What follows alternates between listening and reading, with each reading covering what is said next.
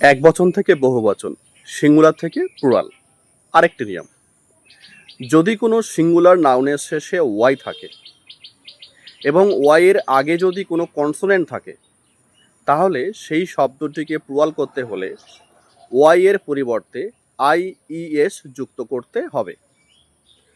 উদাহরণ, baby, BABY, দেখো শেষে ওয়াই আছে এবং তার আগে বি আছে, তাহলে বিটা কি কনসোনেন্ট, তাহলে শেষে ওয়াই এবং তার আগে কনসোনেন্ট, তাহলে এই শব্দটির প্লুরাল হবে বেবিজ, BABIES।